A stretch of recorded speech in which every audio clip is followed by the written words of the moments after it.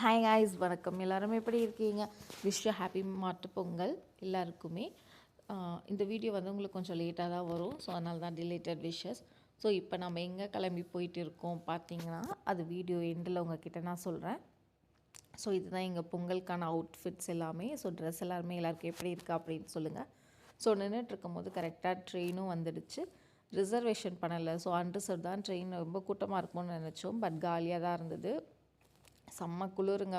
ஃபைனலாக நாங்கள் திண்டுக்கல் வந்ததுமே வந்து டீ, சமோசா, வடை. ஸோ உங்கள் யாருக்கெல்லாம் ட்ராவல் பண்ணும்போது இந்த மாதிரி ஸ்நாக்ஸ் ஐட்டம்லாம் சாப்பிட பிடிக்கும்னு சொல்லுங்கள். பார்க்கவே வயல் இது எல்லாமே ஃபைனலி நாங்கள் அந்த இடத்துக்கு ரீச் ஆகிட்டோம். எனக்கு இந்த எஸ்கலேட்டரில் போகிறதுனா ரொம்ப பயம். பட் என் தம்பி எல்லாருமே போயிட்டாங்க. நான், அம்மா, அப்பா 3 பேருமே ஸ்டெப்ஸில் இறங்கி போனோம். அந்த இடத்துக்கு ரீச் ஆனதுமே செம்ம பசிங்க. ஸோ அதனால் டிஃபன்லாம் சாப்பிட்டுட்டு அப்பா, தம்பி இவங்க எல்லாருமே வந்து இட்லி வாங்கிட்டாங்க. நான் தோசை வாங்கிக்கிட்டேன்.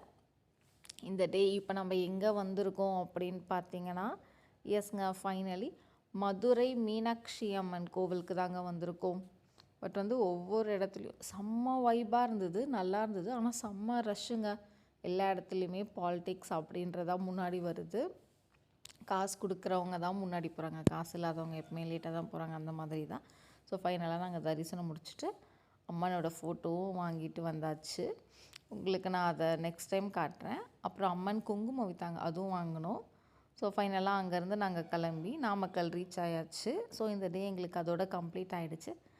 நெக்ஸ்ட் மினி விலாகில் ஷேர் பண்ணுறோம். Bye, have a great day. Subscribe பண்ண